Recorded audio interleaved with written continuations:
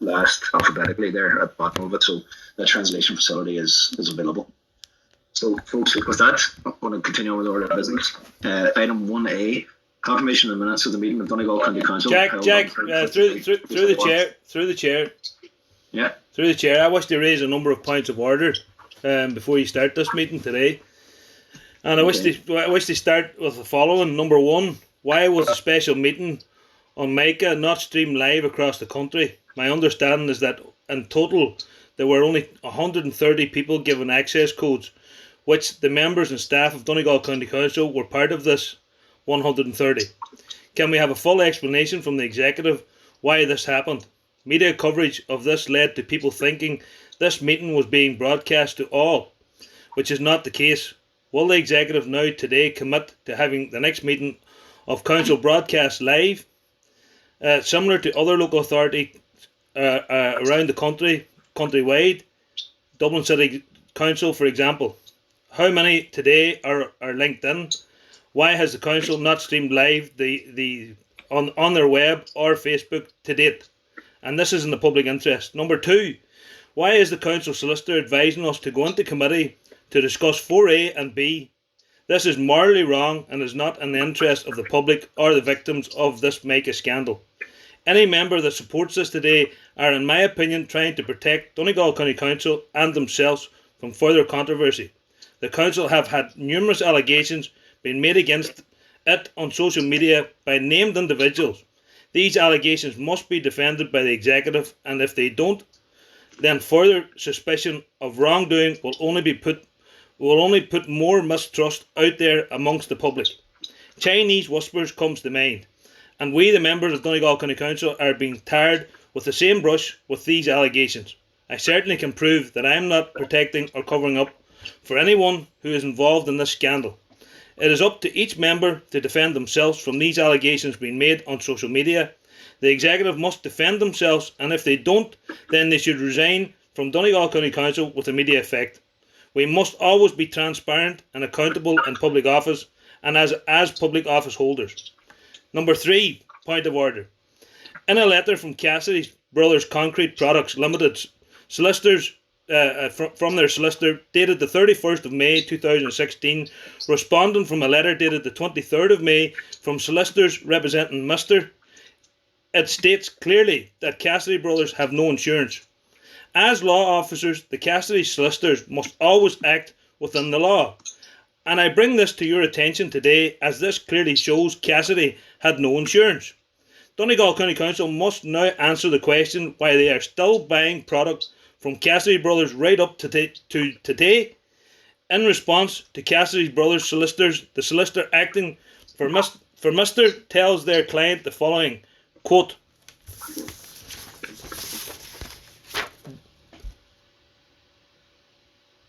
Re our client, v. Cassidy Brothers Concrete Products Limited. Dear sirs, we refer to your correspondence of the 23rd of May 2016 and confirm our instructions that our client does not have insurance cover in respect of the above mentioned claims.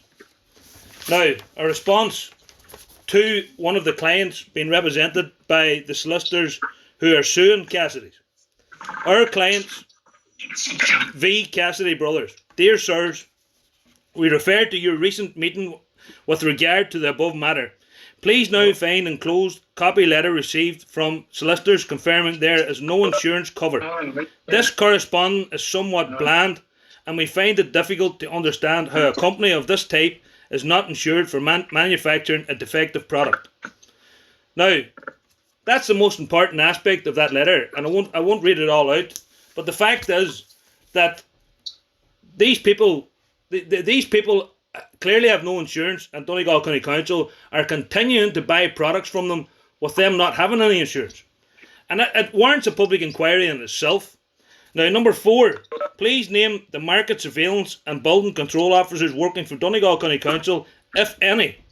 How many cases are live and how many have been concluded, and what are the results of all investigations to date? How many complaints have been made to both? And if you go online, you can see online the National Building Control and Market Surveillance Office, and it basically states out how it actually is run, and what is included, and how they investigate, etc., etc. So from that point, the executive needs to come back and give us clear indications of what has gone on. Number 5, what is the position of Donegal County Council on health and safety of the tenants in council-owned properties and tenants in long-term leasing, such as RAS and housing assistance payments, that may be living in MICA properties? What is their legal position on this, especially if someone is seriously hurt or killed? Are they insured for this event if it happens? Same question for public-owned buildings under the control of Donegal County Council. An example, public service centres and the Ora Leisure Centre. Just for that's only 2 as an example. And I'm going to say this: if anybody is killed in any of these social housing units that the council owned or any of the public buildings, I will demand that Donegal County Council be prosecuted for manslaughter if they don't take the appropriate action to deal with this issue now. I'll demand that you be prosecuted for manslaughter. And the final point, the final point I wish to make here, without any interruption, without any interruption, on a point of order, without any interruption, as a point of order, without any interruption, please. Chairperson, without any interruption. I've one more point to make, Chair, and that's me finished. Number 6. Chair, on a point of order, this is not a Chair, point of order. What's Councillor Blaney want? Is he trying to cover up something? Are you not? Are you trying to cover up something, Councillor Blaney? You want to cover up something? Chair, on whether this is a point of order or not. I've one more point to finish, Chair, and I thank you to allow me to reserve the right to finish it. Number 6. Will the council now publish all internal emails on MICA, and what is their legal position on this? Quote, Primetime mentioned some of these emails in their programme on MICA. We must always act in the public interest. In a tribunal, all documentation will be handed over in the public interest, so it is better to hand over the paper trails now, and when questioned in a tribunal and courts, Donegal County Council can show that they have acted in the public interest and were transparent in doing so. So, from that point of view, the final thing I'm going to do is read the quotes from Primetime. Government figures show that the redress for demolition runs to $275,000, but that includes the 10% paid by homeowners and VAT. The real figure is effectively closer to $200,000 for homeowners. With COVID, the unfairness has been amplified. Now, Anne and Vincent Garman told Primetime they sued Cassidy Brothers after 3 visits from its managing director, David Cassidy, about their block problem in 2010 and one in January 2011, which did not resolve the problem. A short letter from the firm's solicitors confirmed that Cassidy Brothers did not have insurance that would cover the potential claims. It was a long time coming, but it meant that even if the Garmans and more than 20 others who lodged cases were to win, they might not be able to recover compensation and damages. Now, this is the most important point. Joe McHugh, the 9010 redress scheme shouldn't be called 9010. It should be called the Joe McHugh Minister for Injustice Redress Scheme. It should be called the Joe McHugh Scheme. And these are the following very important points for the members.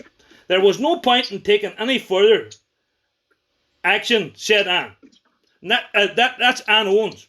There would be no money there. So, sure, what was the point in that? For the most part, building material manufacturers were allowed to self-certify their own quality standards, something the expert panel blamed on a lack of local authority resources. The homeowners insisted that as such, the state failed to implement an appropriate safety inspection regime and that government must make amends for this failure.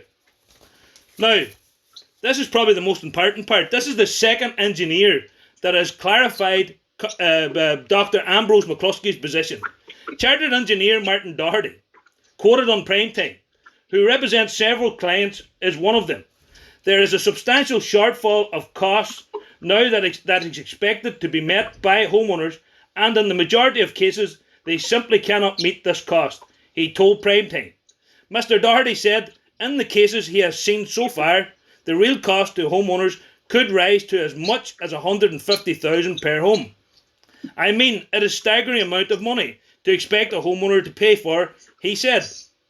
The homeowners are not liable. It's not their responsibility here. They have done nothing wrong. The cost burden is one thing, but it takes a long time for homeowners to be granted approval under the scheme. From the time he is first contacted by a homeowner, Mr. Doherty said, it can take up to a year by the time that approval to commence work is given. Now, we're never going to be able to build that house again. We wouldn't have the money. Quote, but some of the redress panel engineers have a bigger concern. Even if the government does offer 100% redress, exactly what will they be redressing? Engineers such as Martin Doherty have found that while many homes are only getting approval for the replacement of the outer leaf, they themselves are reluctant to sign off on anything short of full demolition. Now, full demolition. The problem that we're finding as engineers here is that we are being pushed and channeled down a route for the least cost option, he said. Now, I'm blaming Donegal County Council and the Department of Housing and Government for pushing people down this unconstitutional way, which is not on, and we as members should be demanding that stops now. Now, it is obviously substantially more expensive to demolish and rebuild a house than it is to simply do the outer leaf. But I am very concerned with any of these outer leaf solutions. It's a temporary fix. Two very experienced engineers are now saying that a temporary fix. Now, because the inner walls are the structural elements of a house, they bear the weight of the house. Mr. Doherty fears that banks may conclude that the homes are structurally flawed and refuse to lend against them when offering mortgages to those who may wish to buy them in the future. So that's basically the housing industry gone, done and dusted. We have no housing industry in Donegal. All down to Donegal County Council and the Department of Housing. Reluctance in engineers to sign off on any remedial options short of demolition was predicted in the government's own expert panel, which are not experts in my opinion. And finally, Chair, but the report did not even begin to look at potential insurance issues. And we go back to Cassidy's. They're not even insured. That's what the law officers say. They're not insured. So why is Donegal County Council buying products from Donegal County, from Cassidy Brothers Concrete Limited? Why are you buying product of a manufacturer that has created the biggest scandal in the history of the state? I want answers today, and I'm going to get answers. And if I don't get answers, I'll be sending solicitors letters to get those answers under freedom of information. So it's about time that certain members in this council, back my calls for this.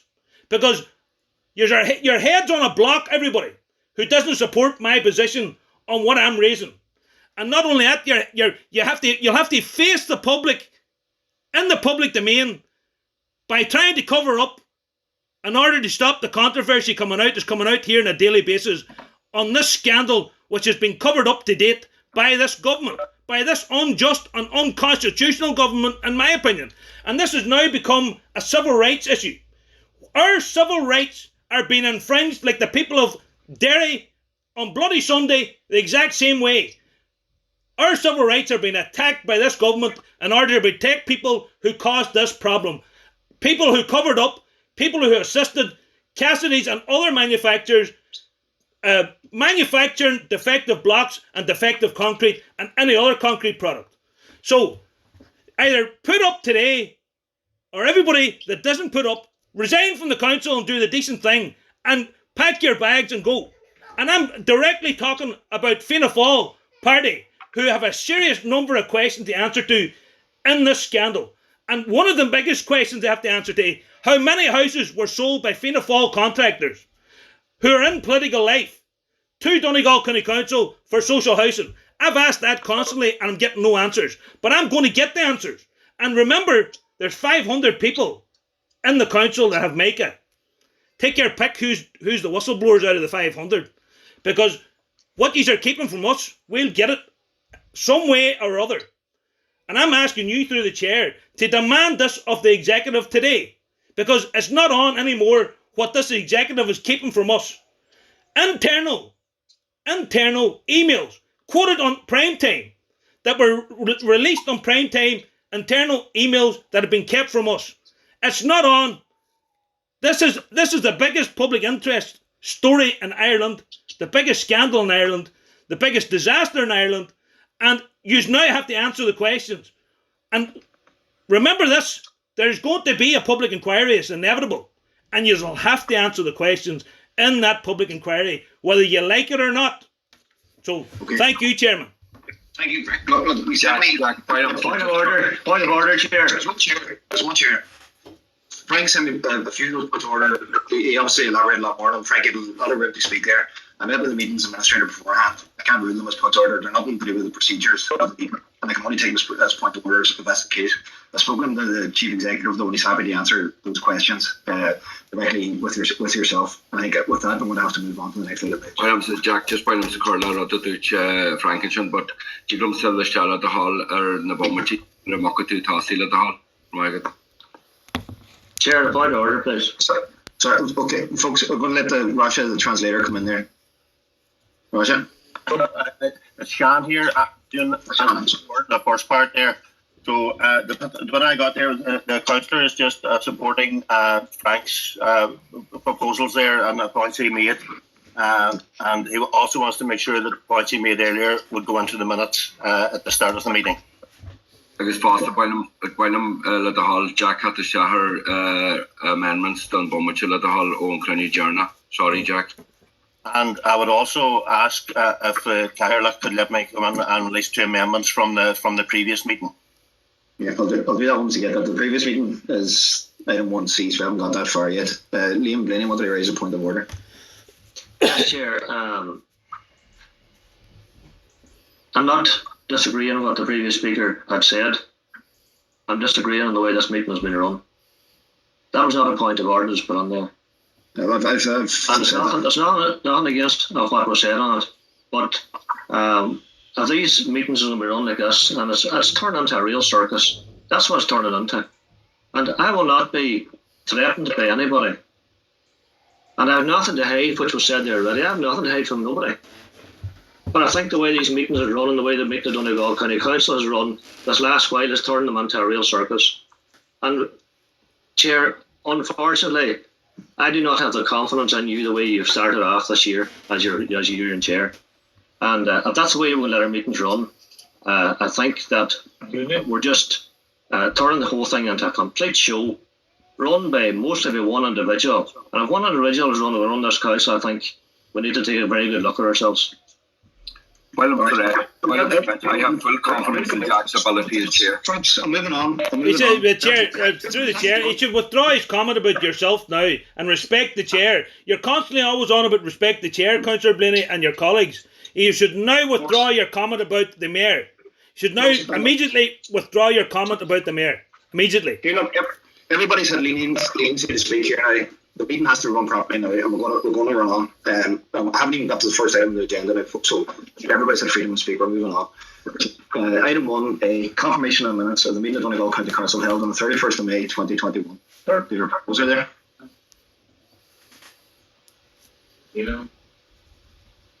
Councillor McGarvey has proposed it. Councillor Liam Blaney has seconded it. That's a 1B, confirmation of minutes of the adjourned meeting of Donegal County Council held on the 14th of June 2021. Okay, Councillor Albert Doherty has proposed. Do a second, folks. I second chairperson. Okay, Councillor Michael Naughton has seconded. And C, confirmation of minutes of the annual general meeting of Donegal County Council held on the 30th of June 2021. The proposer, Councillor Barry Sweeney, seconded Councillor Martin Farron. Now, no Councillor McGill had an issue with the minutes that he wanted to correct.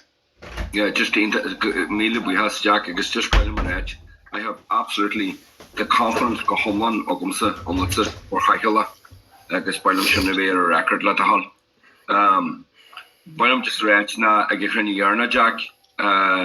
We ruin Ogumsa Sahorlia lang Sahorlia, but the expulsion done ambassador an Israeli Smasachi Sasir state.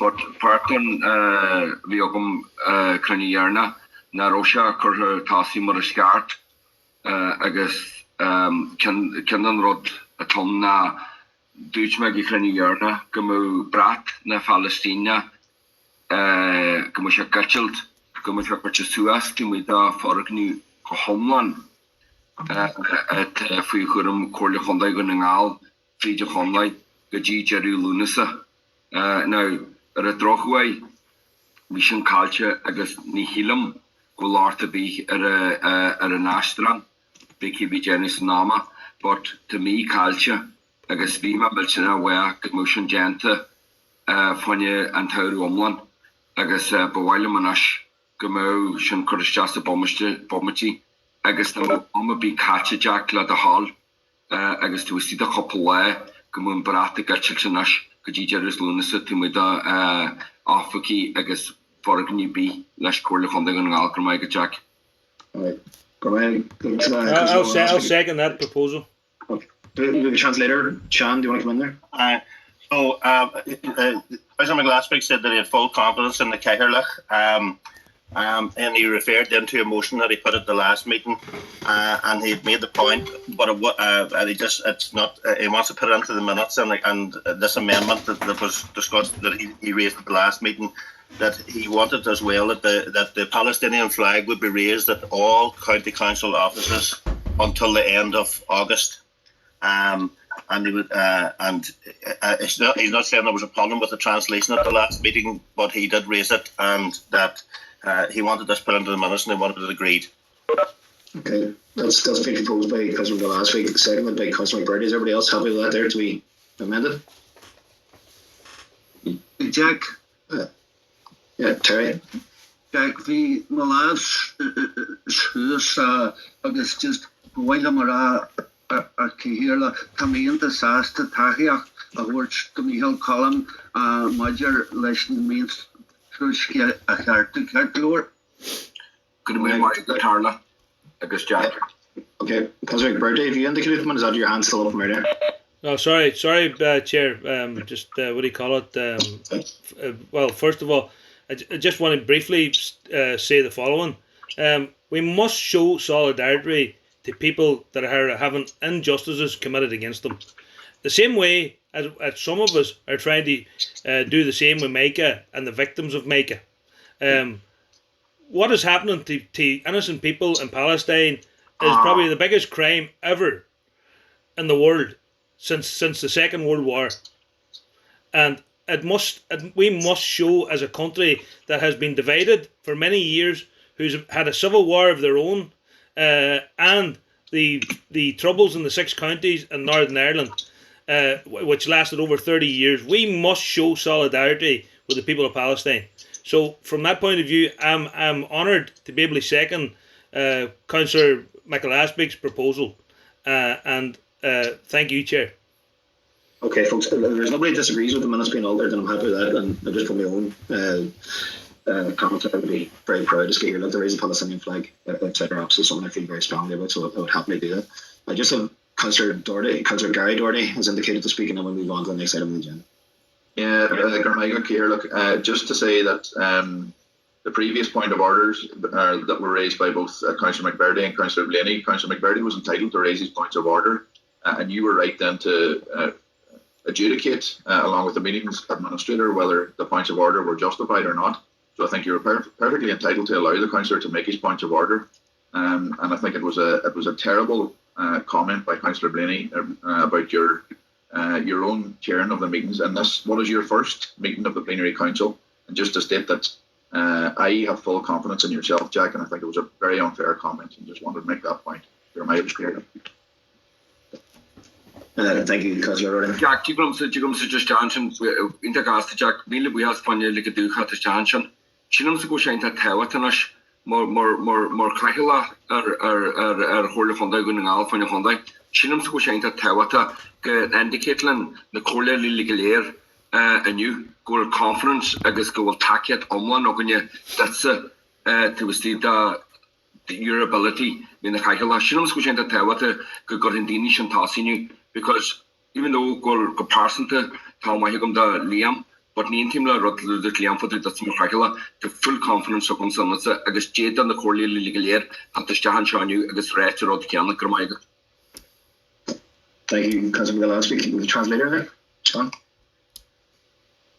So, Councillor McGill said that it's just an important point for yourself as Cllr that the other councillors should come in here today and express support for yourself as Cllr, and it would be important that they would do that today. And I don't have anything against the previous councillor who said that, but he felt it was important that the councillors should express their confidence in the Cllr. Okay. Thank you. I'm going to move on. Like, I was unanimously endorsed on the AGM to be carried up with this council and intended to the best of ability in the year ahead. With that, I continue to move on with the meeting. So item 2, disposal of land, section 211 of the Planning and Development Act 2000.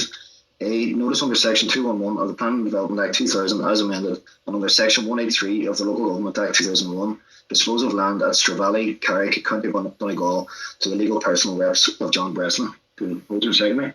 And I think it was cutting that, so it was Kennedy, seconded. Yeah, okay. Move on now. Item 3A under finance. The members consider whether they wish to pass a resolution to vary the local property tax in County Donegal in respect of 2022. Richard Gibson, I think, has a presentation here first, and then of the Chief Executive. So, Richard. Thanks, Georg, and good morning, members. I'll give a short presentation on this topic, and we can take questions after that. It has normally been the case that the LPT decision, that is the decision on whether to vary the rate locally, is required to be taken before 30th September each year. Now, owing to changes announced by government, the decision in respect of the local adjustment factor for next year, for 2022, is required to be taken before 31st of August this year, with notifications to the Revenue Commissioners and to the Department needing to issue before that date also. So in June 2021, the Minister for Finance announced proposed changes to the local property tax regime. I'm going to give a short summary just of the changes that have been announced to date. The first one, the rate of the tax will be adjusted and the valuation bands will be widened to make the changes affordable and to maintain the overall structure of the LBT. Now, it is expected that most homeowners will face no increase when properties are revalued on 1st of November 2021, and I'll give more on that in a second. The second thing is that property valuations will be reviewed every 4 years. Third thing, properties constructed since 2013, which are currently exempt, will become liable to the charge from next year, from 2022, and new properties will be brought into the system each November.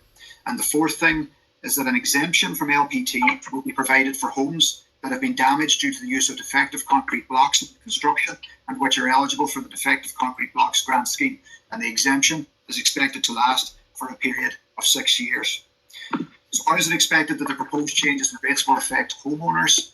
As I said, it is expected that most homeowners will face no increase, and there has been some economic modelling done at a national level that indicates the outcome is expected to be that 11% of households will experience a decrease in the charge, 53% are expected to see no change, 33% are expected to move up one valuation band, and 3% will move up 2 valuation bands. Now, for the members, on page 6 of the report, the existing bands and the proposed new bands, which have yet to be enacted by legislation, those are compared on page 6 of the report. So if the members wish to look at that, they can see how the change in the rates and the valuation bands might affect properties in Donegal for next year. So the process itself to date for 2022, the local property tax public consultation period was live for the period week commencing 21st of June up to Friday the 19th of July. And that's really the first stage of the budget process proper, and 18 submissions were received on foot of that public consultation. The LPT report, including the outcome of the public consultation exercise with summarised responses, is presented to the members here today. And if a decision is taken to vary the rate locally, a notification needs to issue to the Revenue Commissioners and the Department by 31st of August 2021. Now, the next part of the presentation, I'm going to go over some of the financials. So bear with me, I can take questions afterwards. There's a lot of financial information here, so I'll do my best to be succinct. The baseline allocation for Donegal County Council for 2022 remains unchanged for budget 2022. That's at 25,119,850. So that's the baseline allocation that is given to the council each year, and that comprises around about 9 million retained from local property taxes collected here in Donegal. That's 80% of what's collected in Donegal is kept here, and an allocation from the Equalisation Fund of 16.1 million. So that's 16.1 million is collected in other jurisdictions and is remitted to Donegal County Council to make up the difference between what's collected locally and the baseline allocation that we receive. So the decision to keep the 15% increase for this year, for 2021, resulted in the safeguarding of additional LPT income in the sum of 1.677 million euro, almost 1.7 billion euro is the result of the increase. Each year, and this is the decision that's required, the default position is that the rate of LPT returns back to the baseline rate of that 25.1 million, with the members being asked if they wish to vary the rate by plus or minus 15% or to leave it at the baseline rate. Now it can be increased or decreased by up to plus or minus 15%. Each percentage adjustment is plus or minus around about 113,000 euros, and the full adjustment of plus or minus 15% is equivalent to 1.69 million euros. Additional income created by keeping the upward adjustment in the rate is retained here in full. None of that gets remitted to the centre as part of the equalisation exercise, and any reduction in the baseline rate will not be made up from equalisation funds. Otherwise, any reduction in the rate of LPT results in an equivalent loss of income to Donegal County Council. So what does this mean for households in County Donegal? The new valuation bands and charges have yet to be enacted by legislation, as I've said. However, given that the first few bands are very, very similar, it is expected that any change in the local adjustment factor, the decision here made locally, would be fairly similar, even in the context of the new bands.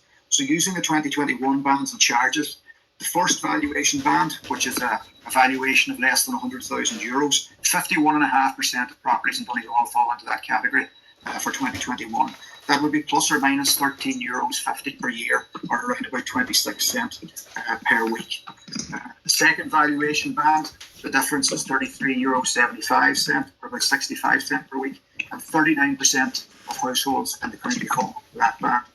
The third valuation band, 6.6% of households fall into that band, and the decision to increase or decrease by the full 15% would mean €40.25 per year, or 91 cents per week. So to summarise those figures, for over 97% of households in Donegal, the full adjustment means plus or minus 91 cents per week. As part of the LPT process, the council is required to prepare preliminary estimates of income and expenditure for the year ahead by the end of September each year, in advance of having completed all the usual budget work in detail. These preliminary estimates indicate a requirement to retain LPT income levels at their current level for 2022.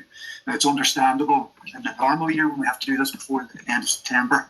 We're already working without knowing all of the details in the budget for the following year. So having to do this before the end of August means that uncertainty is amplified to a certain degree. But our indications in finance here, given a number of different headings, show that there's a requirement to maintain the increase at 15%, to repeat that. And the main impacts year on year are the following. There's uncertainty revolving around the effects of COVID-19, what the impact will be in commercial rates income in the years ahead, for example. The projected reduction in MPPR income, that is now very much a finite source of income. By 2025, it will no longer exist. And each year, 1 year falls off the liability range, the liability period. The requirement to increase capacity to meet co-funding requirements, very, very important, very ambitious programme of works on the capital front. And we need to make sure that there is money there to either co-fund those projects or to draw down loans and to finance those loans, to service those loans, to fund those projects. So as I say, preliminary estimates show a requirement to maintain the 15% increase, which will protect income of €1.7 million for budget 2022. So now I have a summary of the consequence of decisions to vary or not to vary the rate. These are broken down into 3 headings. The consequence of a decision to return to the baseline rate, in other words, that's the default position and would be the case if a decision is not taken today, would result in €1.7 million less in income in 2022 compared to 2021. The consequence of a decision to reduce the rate of LPT by up to 50% would result in up to €3.4 million less in income for 2022 when compared with 2021. And the consequence of a decision to repeat the 15% increase, repeat the decision that was taken last year, for 2022 would result in the protection of €1.7 million for 2022. In other words, that would result in no loss of LPT income year on year, meaning that LPT income for 2022 would be the same as it was for this year. It's keeping it at the same level. So the decision for the members today is, as on the agenda item, as allowed for under Section 20 of the Finance Local Property Tax Act 2012 as amended, that the members consider whether they wish to pass a resolution to vary the local property tax in County Donegal in respect to 2022 by up to 15%. And that's the end of my presentation here. Thank you. Okay, thank you, Richard. I'll pass it over to the Chief Executive, John Mulano. We'll take any queries or comments after that. Thanks, Cllr. I think someone's going to share the screen there. I did a short update this morning to members on email. It's first of all, thanks to Richard for the very detailed report. And I was just going to give, I suppose, some that might be looked on as general overview comments. And here's it's come up now, I think. I think Sean Dunyan's doing the page turning, or is Anne Marie? Yes, so just run it on up, please, there.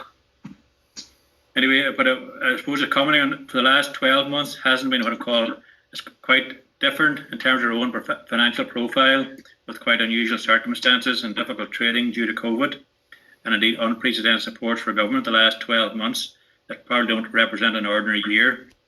And then now we've seen this year and so far a lot of new grants out for active travel and climate initiatives, and all that resulted in an 800,000 surplus that was unexpected at the end of 2020. But of course that has to go towards writing down our deficit, which now in the order of 7 million, gradually reducing over the years from a much bigger figure in the high teens. Over the years, members have been quite structured in their approach to financial management and to try to deliver, I suppose, an improved financial standing for the council and preserving the ability to co-fund strategic capital projects. And we've navigated through many challenges, taken very difficult decisions in the best interest of putting the county first, and indeed through budgeting, prioritisation of projects and investment services. The charging of commercial rates, which changed dramatically under COVID, property taxes in here today, and indeed looking at loans and other co-funding monies. Means taking the long-term view, planning ahead, and I'll draw your attention that we have to compete around the country now competitively for new projects. And a lot of those new projects require co-funding of around 25%. And we want to participate in that and I suppose develop a future for our communities and the younger generation. And just might roll on up now a little bit on the screen there. Yes, please, yeah. Yeah, and I suppose COVID, as I quite often mentioned, dramatic impacts from health, economy and the wider society, and indeed for ourselves here, as it has affected our ability to collect money from rates. We'd expect it to be with us for the next few years. And of course, many of our businesses need support, for example, the leisure centres, theatres and tourism providers, and the emergence of outdoor dining, outdoor activities and staycations, and a great shift to online shopping over the last year affect the trading position of businesses and their ability to compete and pay commercial rates and levies. Now looking forward to the 2022 budget, some uncertainty about the commercial rates over the next few years and the knock-on impact, and a significant gap already been identified, as the Head of Finance said, towards our plans for our budget 2022. Today is the first step, I suppose, in the budget making process for 2022, the decision on local property tax on today, and then further on we'll have the decision on the revenue budget and indeed the capital report as well towards the end of the year. Very important as the gap emerges that we hold our position on the LPT that was the same for the last couple of years at the base figure plus the 15% in line with the previous decisions. Section 2 now I'm running on to. This outlines what we spent I suppose the 1.7 million raised from LPT last year. 500,000 go towards co-funding, and that really meant raising a loan that gives you another 8.3 million that gets paid off then over many years, same as a mortgage. 500,000 extra housing maintenance as an improvement service. 500,000 helping offset the dimension income NPPR. And then with 260,000 roughly put into the public lights and minor infrastructure for towns and villages, and that's worked its way through I suppose the process through SVC, and we're hoping to repeat that again in 2022. And a note, if money not quite all spent this year, that would carry it forward into the subsequent year, and all going towards improvements in the towns and villages and the council housing estates. Now, we have quite a large capital programme. I won't read all the detail here, but I'll show a chart at the end. A lot of approvals to date, many millions, and then hundreds of millions still in the pipeline from the TNT project, and many other ones that we're actually, I suppose, driving towards. And I list them there. There's 27 projects listed there as examples of things we have in the mix we want to do. And I suppose the last two had were the active travel greenways and the climate change and energy projects that we've been driven now in the programme for government. Then just go on to the summary on section 4, please. Yep. And I suppose just to might read through this, the success of the Council Strategic Investment Programme will be critically reliant on the extent of own resource funding available to co-fund projects such as those listed above. If sufficient co-funding is not available, the Council will need to limit the scale of its ambition, and that is something that the Council staff, management and members do not want to countenance, given the potential of our North West region and the unique opportunities presenting at this point in our history. Creating the capacity to co-fund the Council's ambitious programme of capital investment is a crucial strategic objective in the years ahead. The Council investment programme will generate substantial knock-on benefits in terms of economic development, job creation and population growth in the years ahead, with the potential to create social and economic benefits that will be deep and lasting. The Council, as the leading local development agent, will continue to have a critical role to play in respect of the County's response to Brexit and recovery from the public health COVID emergency. It is very important that the Council is in a position to respond to the development needs of the County and to be able to participate and gain the maximum benefits arising from the recovery. In addition, the Council would like to be in a position to deal with some of the new emerging issues in 2022, such as developing a new 3-year footpath programme and also embarking on a programme to tackle some of the issues that arose at beaches and tourist attractions during the staycation summer past, including parking, traffic management and motorhome and camper van facilities. The decision on the local property tax is a first step towards the making of a budget and work programme for 2022, and is the most important the Council. It's most important the Council not worsen its position on the LPT fund and maintain the same level for 2022 as achieved in 2021. This means holding the amount at the base figure plus 15% in line with its decision taken last year. Over in the last chart, this please, yeah, then it's kind of coloured there. This is a chart showing the projects already approved that require co-funding. I know there's a separate list as well available with all the individual figures, but it gives you a flavour of the range. They're all over the county, already approved. This chart and the projects already approved and the demands add up to about 172 million, of which 45 million is now required in co-funding. And we'll say now we have to provide for, even though it doesn't become due until the projects are being built, but we have to know when we kick them off that the money will be available when it's needed. And then on top of that, many more in the pipeline, and members will know from the MD meetings and reports what those are. So that's all here. That goes along with we had a finance report, and we're happy then, I suppose, to take the questions. Thank you. Okay, folks, 4 councillors have indicated at the minute using the hands raising on the system. So it's Frank McBrearty, Neil Cullen last week, Martin Harley, and then Councillor Gary Lowley. Frank. Oh, thank you, Mayor. First of all, I wish to propose the following: that we reduce the local property tax by 15%, which is the legal amount that is at our disposal. First of all, I want to thank John for the report that he sent out this morning, but that report should have been sent to us weeks ago. That information is already contained in the council, and it should have been sent to us weeks ago. The poor mouth that the council's making, and the case that they're making in that report, does not help the victims of Micah. Thousands of those victims, thousands, we don't even know the exact amount as yet, does not help them with the suffering and pain that has been caused by this state by not protecting them in their own homes. And we as members at least can give them some type of hope by reducing the local property tax by 15%. And because of the government's failure to allow people to get a reduction from local property tax, which I'll deal with in my motions when they come up next, the issue here is that we must, as a council, act on the behalf of the public who we represent. This property tax at the minute, especially with COVID and the many thousands of people that have been in Donegal that have been out of work because of COVID, we must be seen to help those first before we do any projects. And I don't accept that the council doesn't have the money to co-fund this, because it's not our responsibility that this council was mismanaged with hundreds of millions of euros of debt that they left give to us as new members of this council when I first got elected in 2009. Roughly over 200 million in debt this council was when I first got elected. That is not my fault, and it's not the fault of all the victims of Micah or the faults of every homeowner in this county, including second property homeowners. And I want to deal with the issue of the Director of Finance. He sent me an email which he sent to all the members. The council reported a surplus of 851,187 for the financial year ended the 31st of December 2020. This has the effect of reducing the general revenue deficit from 7,733,836 a year end 2019 to 882,639 at year end 2020.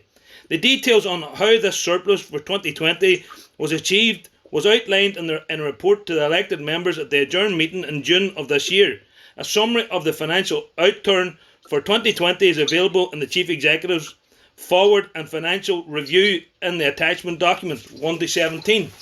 Now, I sent him an email on Monday the 12th of July.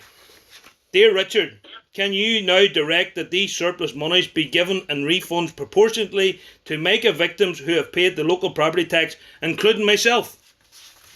Now, next. Dear Councillor McBrearty, this is the reply.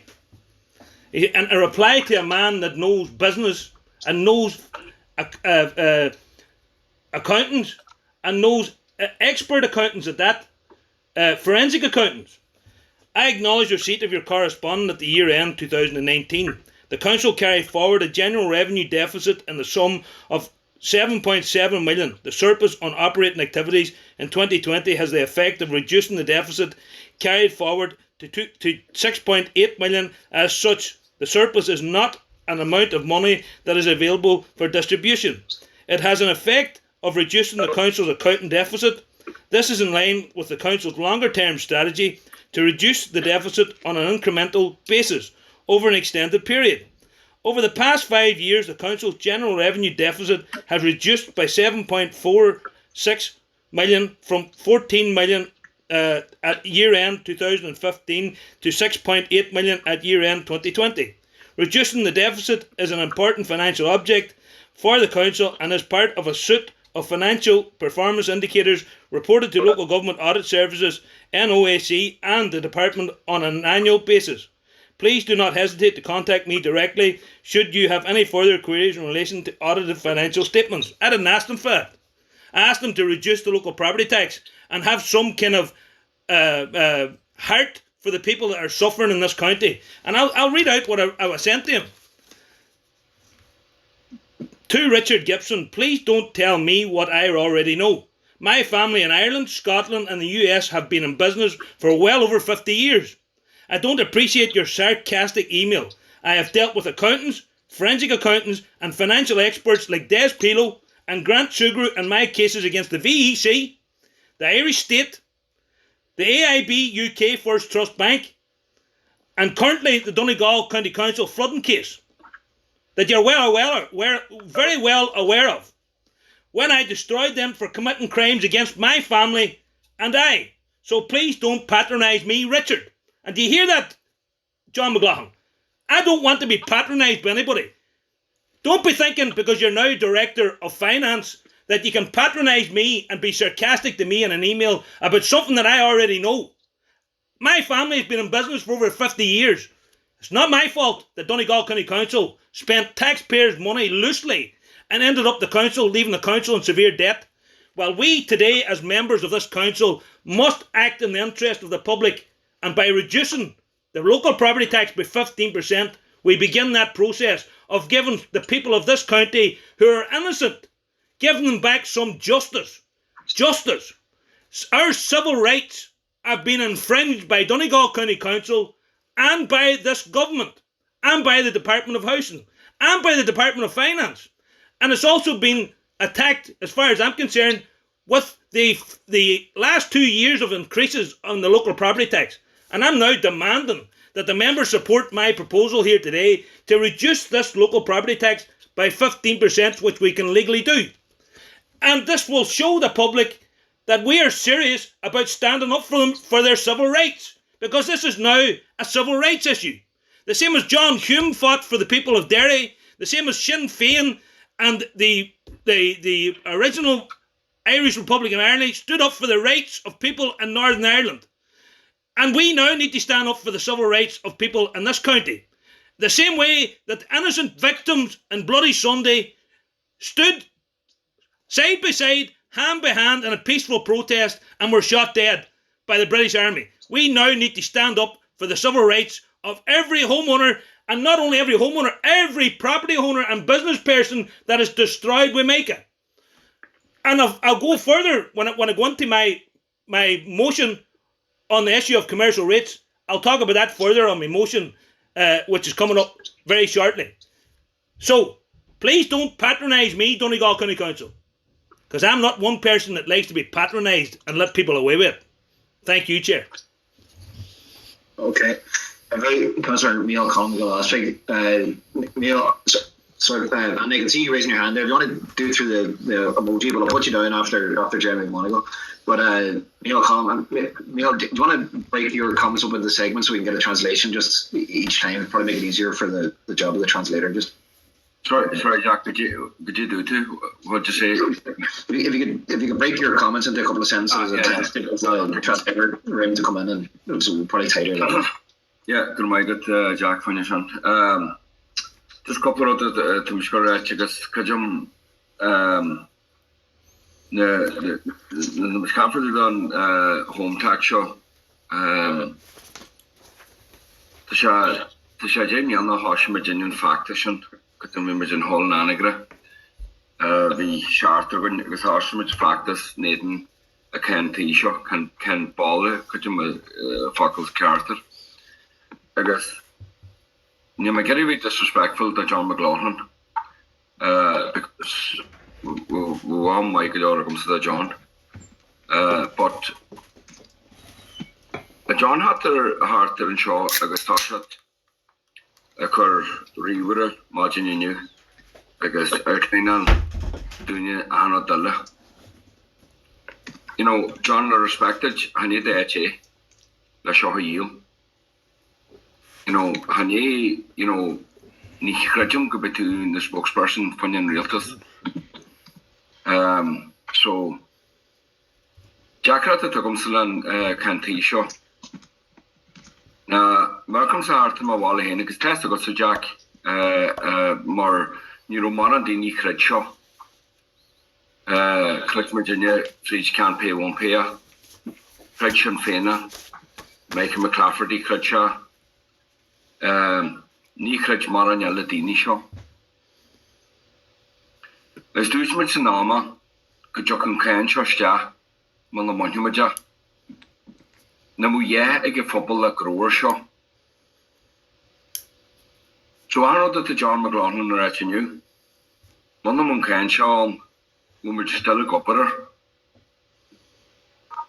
Agus le gnáran hen man na bhfuil céin seogan na bhfuil mud foiil na servicey. Ar a phobal at a mis tofa fan na haine. Liam Blaney le mar an servicey ogan. Can an na parish tí smó sa cheantar ar a bháil a héana an anagra ne pak sugrogan. Niall tá páirtní dar bhála mar can tú ar cosla Crísla bála na finne na dúthaí agus báil teala. No will grow have a therapy or economic development to be. But yet ten core conda show la neoliberal ideology because te hananya at in the sugar council show but it's attack yet on one than ideology show. Blood na grown with any gabi we are. Agus Jack the shine that dali oganya into la can show therapy. I'm a shudyanti can water therapy because Hilma the joking way Gus has a fianna fáil an rud a dúisiid. Is bailm conscience wa what you fianna fáil in you. Dúis lácht hebra. Tá se naia go sé dín reis go bé lácht hebra tontu. Agus grúis fan na gael gyrínti sé lofa. But the fianna fáil an phobal, because we should the trouble is yet an. And you when get like na warhul vi og in the canon. But getting off the western northern, na ve fakiste. Grosset neden na kanska. Is duchet linje jack. Duchet linje, duchet an phobal. That we fianna fáil shas realtas, go we should race it an kancha. Warchot an na dini sa honda sho. Warchot an na dini sho, sa honda sho. Ní lín tíir an kancha. Is nustum dini dream la just laculish. So nu chun cast what you fianna fáil a vi triple had yaten la gal suastra nerdan muiles can on crashfalla exaction yellow no doubt to the wall hen Jack and Buncrana exaction yellow la be fakiste be popular but do you blenya go should rate it on cancho but ni had into to be weer phobal go should begin to break it but sure the small means poetry and should break it not Virginia legal but war not general and should break it John should break on property tax home tax from Paladini as the John McLaughlin La Mass Agus Richard is Mass in the jig Danya Hushar submission Michigan on the Dini Hushar submission Naden as the should be trained Nanya Laculation Agus Reese John Agus Richard Tell my come to small Macoral of Corman of Gamanic it's more than I diva yeah you have seen Chanagas yeah jobs are going to turn the minister Malikliat and the boss are going to but it's more than I Warchot on the Dini so Honda show it is human the Milchi Nathan Shaw Honda Honda is later Master Sear State not your Honno because Dagger McNaden and Cancha Naden the Dini Katidok should say I can because we suddenly smoked from the fire like it's from the gale it was locked up a pillar my banks when you smoke Samaku or she's get fucking me sorry she's give me as Johnny can't grow shell oil like start oil upon billions mass nadiga sucking we smoke Samaku Thanks. Barlik Dini Casa Google as the Cllr Timorigan can behave a yield such as the seer state a had it be but yet Hanik Majat is Hanik to any a jack a triple Hadish yet him Ross Western Marathon Kan met je factation, one met je kan tashke. Agus er drogway, Casa Neri, Kahi Machinash, into Lay Ledu, Nyasha Ledua, a Cognac Morgiana.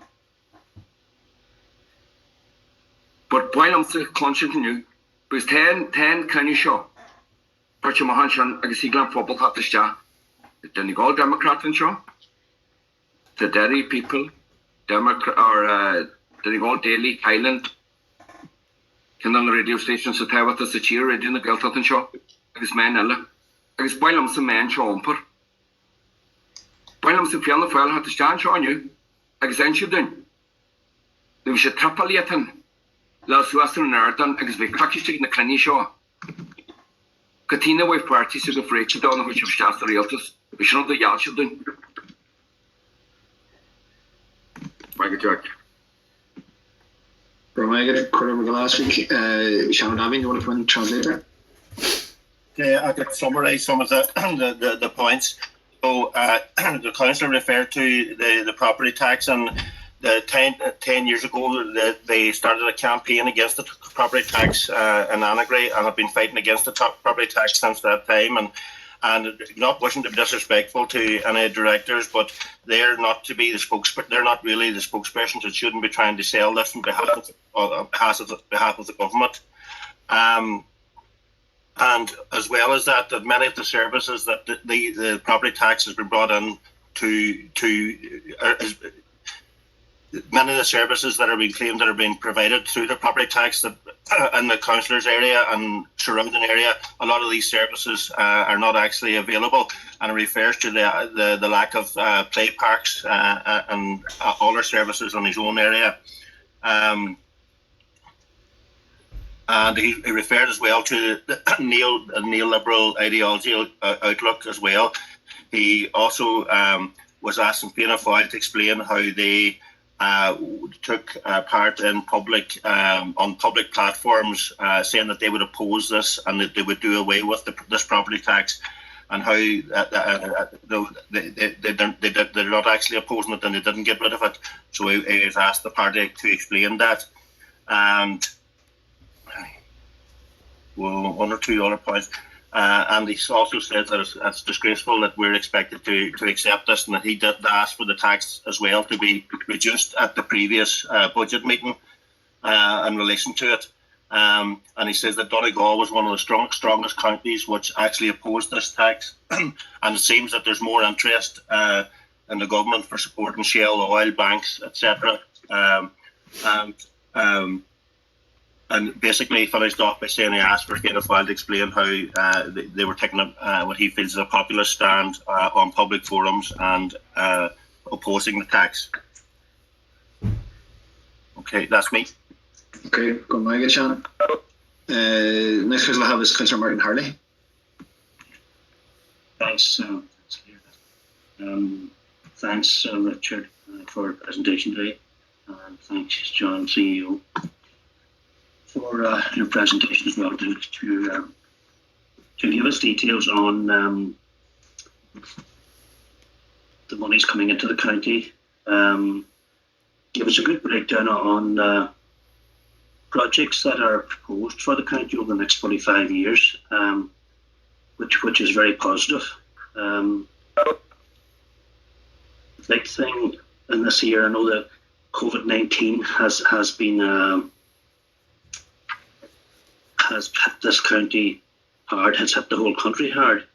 But I see opportunities, there's massive opportunities for a county like Donegal going forward, because what we've seen last year and what we're seeing this year is the massive amount of staycations, the massive amount of people that are coming to our county from other parts of the country that never would have travelled here before.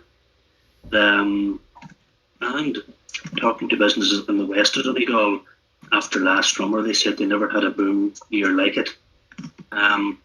So with our proposals within the council to the different opportunities, like the regeneration of Balmaface and Cllr, the regeneration in Carndunna, Fort Dunree, the proposed works in Bundoran and Ballyshannon, and other parts of the county, up on 172 million has been allocated to date over the last year or so to Donegal for projects, which needs roughly around 40 million of co-funding.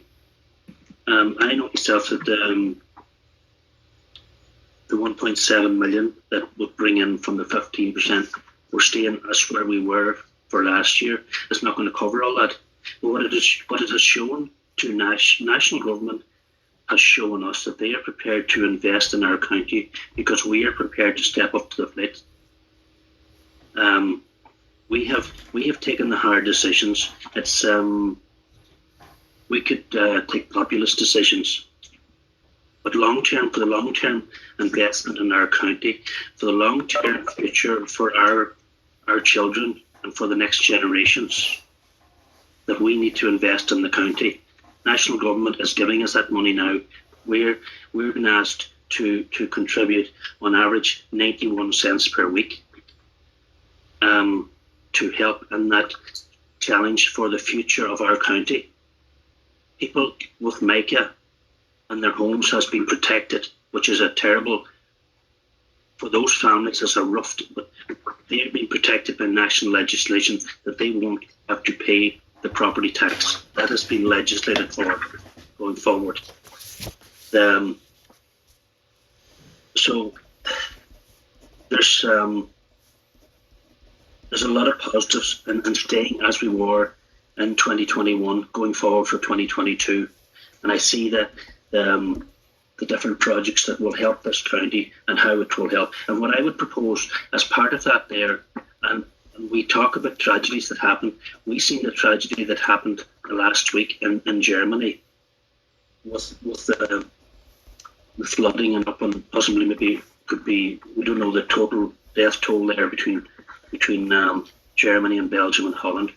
And I think that's something that we need to be maybe investing in as part of our monies that we bring in, that climate change, that we put in protections in towns. And we know what almost happened in the Twin Towns a few years ago with water levels coming to a height within 1 metre of the top of the embankment, which could have caused a massive death toll within the Twin Towns. And I feel that we probably as a council now should be looking more at investing some of that 1.7 million into climate change and into protecting towns that possibly could come under flood risk and in circumstances like that. That most of that rain, 15 centimetres of rain, fell in half an hour in Germany on that particular night at 12 o'clock, and a lot of lives was lost. So I would be happy to propose staying as we were for 2021, going forward to 2022, because I can see that we are investing in the future of our people. We're investing in jobs for our children going forward, and we're investing in having a Donegal staycation capital, and we will have the places for people to come and see, like Fort Dunree, that's got one of the biggest allocations in the state for a project like that. So I'm happy to propose that we stay as we were for 2021. Thank you, Mayor, for giving me the time to speak. Thank you, Councillor Harley. Now to Councillor Jeremy McMonagall.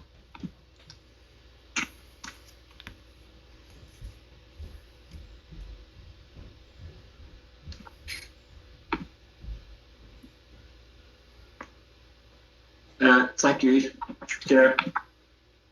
And I just want to say a lot has been said. I'd like to thank John and Richard for the report. And it's something that we have a problem with in relation to how local government is supported and financed. And we've been raising this since the local property tax has come into being. We're very much opposed to it as a method of funding local government. It puts the onus on the citizens of the state again, and it's not for a county like Donegal. It's not the best way to fund local government. We have an awful lot of projects on the go. We've been very successful these last 6 or 9 months, and it's very, very much welcome.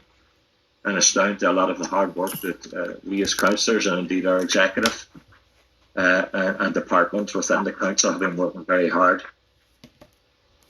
But if we're to think that 1.7 million is going to realise the 40 to 60 million that we would need to draw down and support the funding that we've been allocated, then we're sadly mistaken.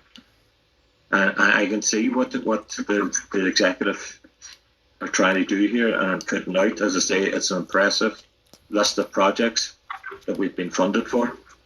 But the 1.7 million, the 0.9 million that was received last year from the property tax will not go anywhere near realising that match funding that's required to deliver on all of those projects.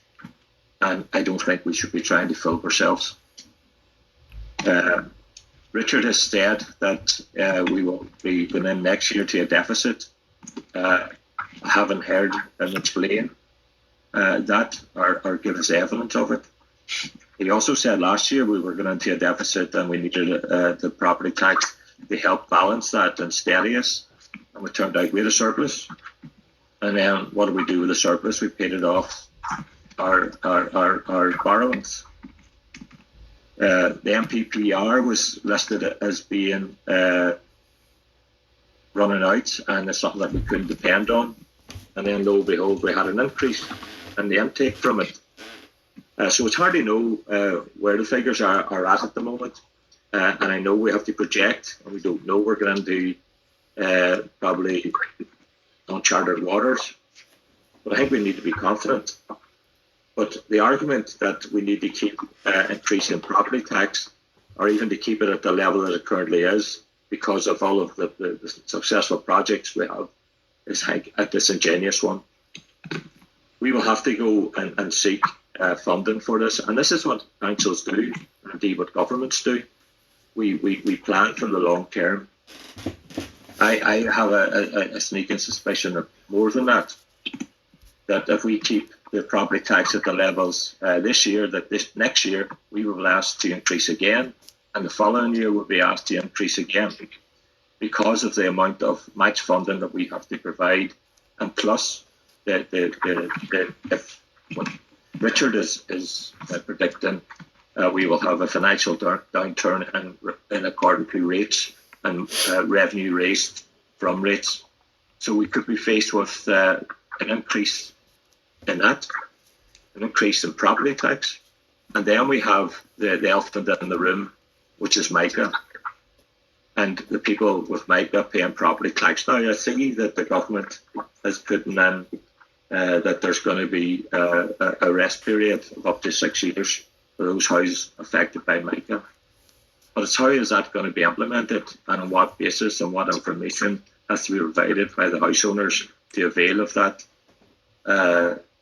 sort of clause. We have yet to find out. So I certainly wouldn't be supporting keeping the rate as was. I would be looking that we go back to the baseline, that we don't try and sell ourselves that this property tax is a be-all and end-all. It's far from it. It's not going to meet our financial needs, and we need to put more pressure on the department and indeed central government that they need to look an alternative way of how to fund local councils, because the way we are doing now, it's from hand to mouth, and we've been so successful this year. And I look at it at the success that there was in the Derry and Strabane councils, where they would get similar types of money to help and assist. We've been promised so much in this county for so many decades and haven't received it. And now, when we do receive it, we're expected to the tune of almost 60 million max fund. I think it's a wee bit rich of the government. They give us in one hand and then take off another. And we should not be putting it onto the residents and the homeowners in this county to get the rest of that money. And we shouldn't be held a gun to our heads and saying that we must increase the property tax year in and year out to ensure that we get what every other area in this, especially those affluent areas in the country, can get and do get. So I'm proposing that we just go back to the baseline, and that we don't look for an increase like we did last year. We don't stay with that 15%, and we just go back to the baseline. Thank you. Okay, thank you, Councillor Monaghan. I'll take in Councillor Liam now, but I would just remind members that I can't see everybody on the screen, so if you're waving, there's a good chance I'll miss you. So just again, see the smiley face at the bottom of the screen? Click that, and then click raise your hand, and it'll come up on the side, and I'll take these in order as it's raised, because I can't see everybody, so it's the fairest and most efficient way to do it. So Councillor Liam, I'll take you in now. You don't know where to go with it.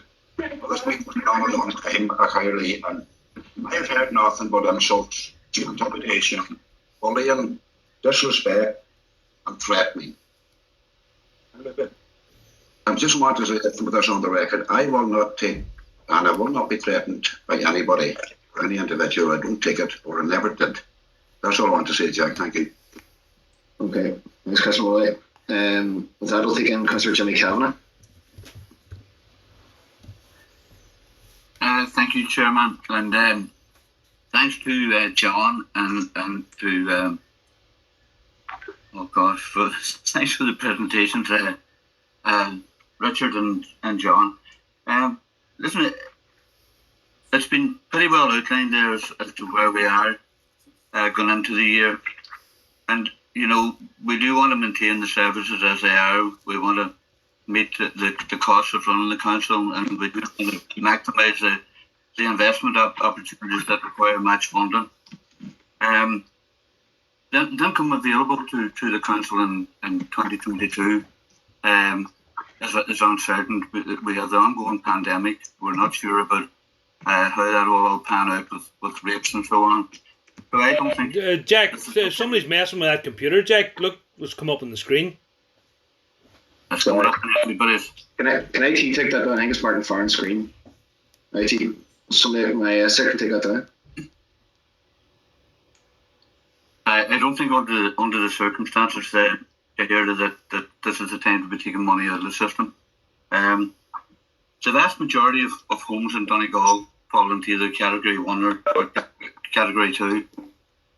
The saving to them, if we go back to base, is for most of them around 28 cents a week, and on the second category around 70 cents a week. But the cost to the council is 1.6 million, and that 1.6 million, you know, is being used across the community on match funding projects and so on. And it's not only the services and facilities that provides the community level, but also the economic activity that it stimulates across the county. It creates employment and gives confidence to our businesses and employers. It helps attract tourism, which is so important to our county. And the saving to households is absolutely minimal. Also, it has to be said, you know, on top of this 1.6 million, we're also getting over 16 million back from the wider property tax fund each year. And it is a progressive tax in the sense that the bigger your property, the more valuable your property, the more you pay. It doesn't apply to council tenants and so on. So in that sense, it is actually a progressive tax. So I don't think that now is the time to be making changes on this. And I would support what Councillor Hardy says about maintaining the rate as it currently is for the year ahead.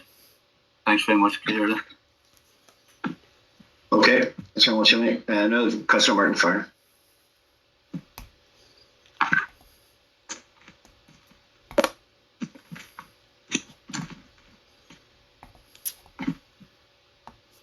Martin, you there? Sorry, Martin, you're muted. Yeah, I'm Jack. Thank you. Sorry for that's what happened there. Not too good with these computers, but first of all, thank you for allowing me to speak. I would first of all thank Richard for his presentation and our Chief Executive for also his presentation. And I sort of feel that I welcome the fact that the mega homeowners are exempt for the next 6 years. I think that was extremely important.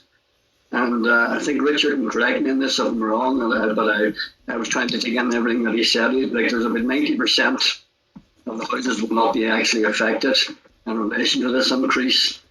And I would sort of have to agree with Martin Harley and what he said earlier on there, and Jimmy Kavanagh.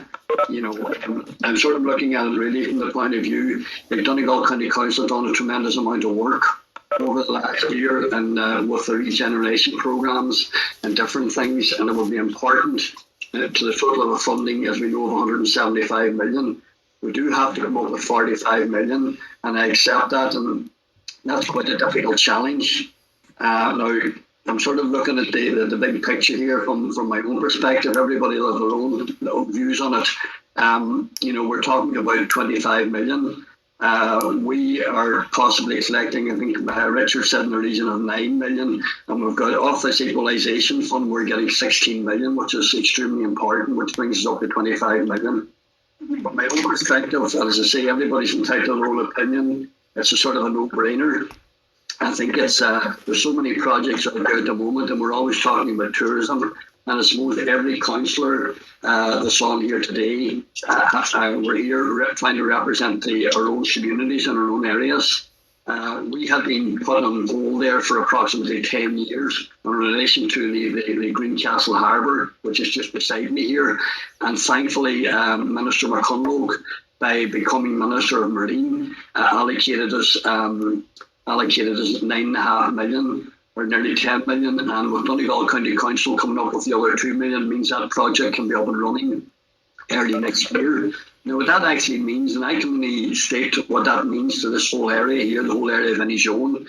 What we're looking at here is to develop that harbour in Greencastle in relation to fishing and tourism, and the amount of business that will generate to this whole community makes us will make an awful difference. I can sort of understand, and as I say, everybody's entitled to their own opinion, and I think we have to look at the big picture here. And I would have to sort of agree, as I said, with the speakers, Jimmy Kavanagh and Martin Harley, that have spoken so far. And I would sort of have to, I think we sort of stay as we are in 2021 and going into 2022. That would be my stance on it. Again, I want to thank Richard for his presentation and our new chief executive. It's difficult for everyone at the moment. We don't know where we are with this COVID and what may happen in the future. But I think we have to be very positive and look to the future. And again, like in Inishowen here, I'm an Inishowen councillor. The regeneration programme in terms of Chandonna, the works that are going to be carried out also in Buncrana.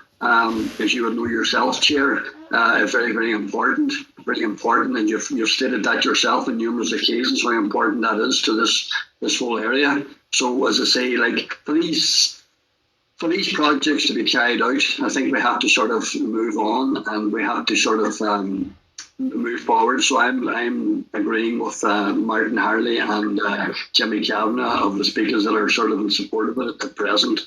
So again, thank you for allowing me to come in there. And again, Chief Executive, thank you, and Richard for your presentations. Thank you. Thank you, Councillor Ferniv. Councillor Gary Doherty. Gurmaiga Cihirlock, thanks for allowing me in. Firstly, can I just offer my condolences to our party with Councillor Mary-Therese Gallagher and her family on their recent bereavement. Her uncle is being buried this morning in Galway, and that's why Mary-Therese can't currently be here, although I think she's hoping to be still a wee bit later. But Mary-Therese just asked me to speak on her behalf this morning, so just on behalf of myself and my colleagues here, we offer condolences to her and her family. I know full well that the provision of services depends on funding, but I also realise that only too well that the people of Donegal are more than paying their fair share to the county council and to government day in, day out, be it through motor tax, development levies, commercial rates, parking charges, and indeed the family home tax. And this is on top of the other tax that people pay, whether that's income tax, universal social charge, etc. And our party believes that the local property tax is a regressive, unjust austerity measure, and we believe that, and we've proposed through successive alternative budgets, a tax system that raises sufficient revenue for national and local government can be fair and equitable, and it can do so in a manner that is fair and is progressive, and that can be achieved with the introduction of, for example, a wealth tax on those who can most afford to pay, and in that regard, we're in support of a complete abolition of the local property tax, which is a tax on the family home, and have been so since its introduction. If we remember, this tax on the family home was introduced in addition to the water charges as part of an austerity agenda with absolutely no regard to people's ability to pay. And as a result, those who can afford to pay more in tax simply don't. And there are people on very high incomes living next door to those who struggle to pay, which is a situation resulting from the variation of property prices over time. And that's a failed policy which we believe must be rectified. And we also need to remember that this is a time when thousands of families are in mortgage arrears or mortgage distress of over 90 days in this country, and the deprivation levels remain unacceptably high. And the regressive and blanket nature of this local property tax is simply unacceptable in our view.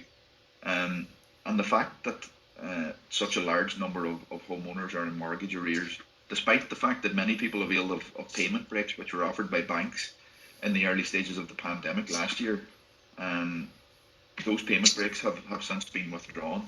And I was reading a recent report from the Irish Mortgage Holders Association or organisation, which indicated that they expect that thousands of additional mortgage holders wouldn't recover from the financial impacts of the pandemic. And just in relation to micro homeowners here in Donegal particularly, our colleague Pierce Doherty raised in the Dáil last week regarding the exemption from the LPT for micro homeowners. But these exemptions are only applicable if the property has had works done once they have the engineer's report completed, and which we all know at present is costing anywhere between 5,000 and 7,000 euros to get that engineer's report. And I don't need to tell anybody here about the difficulties that are currently there when it comes to accessing the micro redress scheme at present. And given the fact that there are only a couple of hundred applications ongoing, and that the vast majority of micro homeowners are currently not covered by the scheme, then the reality is that the LPT bills for micro homeowners will still be landing through their letterboxes this year. And that's completely unacceptable to me. And I would argue that we should be allowing for homeowners to self-declare that their homes are mica infected and that they are then exempt from the LPT, as this current exemption, in my view, is simply not worth the paper it's written on, because, as I say, those homeowners are still going to receive their LPT bills through the post boxes this year. As I stated earlier, the property tax, which is in effect a tax on the family home, it's an austerity era tax. It was essentially brought in to help the state pay off the billions of euro in banking debt which crippled this country and left us in a precarious state a decade ago. The ordinary people of Ireland were left to pay off the debt of the bankers, the developers, the speculators, which we'll all be paying for years to come. I do note in the reports there that the council reports a surplus of €800,000 for the year 2020, and I do note the comment that this is exceptional. But this surplus was used to finance the current debt of the council, and I also note that the 15% increase to the LPT brought in an extra €1.7 million in 2020. So the amount used to service the council's debts can account for almost 50% of the LPT increase. Our party, my colleagues and I, we believe that people have struggled enough in the last 18 months. We've endured in Donegal perhaps the longest period of lockdown in Europe. Certainly, this county has been under lockdown restrictions for the longest period of any county in Ireland. And many people in our county are currently under the pin of their collars. And the report that was circulated by the Chief Executive outlines some of the difficulties that the council will have in collecting commercial rates in the coming years. And the report rightly highlights the financial pressures that will affect service providers and their ability to pay commercial rates and levies. But these ratepayers will also be homeowners. So surely there's a contradiction in recognising that these people will experience difficulties and challenges as regards their businesses and their ability to pay commercial rates in the coming year, yet on the other hand imposing an increase in their rate of LPT. And I do also take issue with some of the projects that are listed as being co-funded by Donegal County Council. We in the Lifford Stranorlar MD have received numerous reports on the very much welcomed riverine project in Lifford Strabane, which was funded through primarily SEUPB, but in questioning where the co-funding was coming for the riverine project, I was informed that this co-funding was allocated through the department and not through Donegal County Council. And indeed, if we look at the figures, Donegal County Council was the co-funder for the riverine project, then it would take up almost the entirety of any LPT increase in a given year. So, Cllr, my party colleagues and I, we remain steadfast in our opposition to this tax on the family home, and we remain resolute in our belief that the property tax should be completely abolished. and we certainly won't be supporting any increase in the rate of LPT. Local government needs to be funded properly in a fair and equitable way for everyone. And I support Councillor McMonagle's proposals that we oppose any increase to the LPT, and that I believe that we should return to the base rate, which is in effect a 15% reduction on the 2020 rates. Cllr. Thank you, Councillor Doherty, and then Councillor Michael McBrearty.